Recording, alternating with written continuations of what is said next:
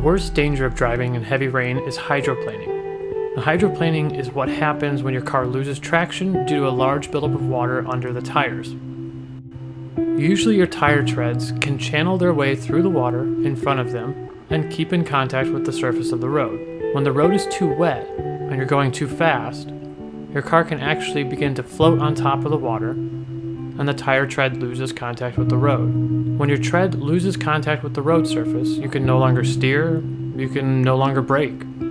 This is what happens when you hydroplane. And you often don't even know that you're hydroplaning until you hit the brakes and the car goes skidding out of control.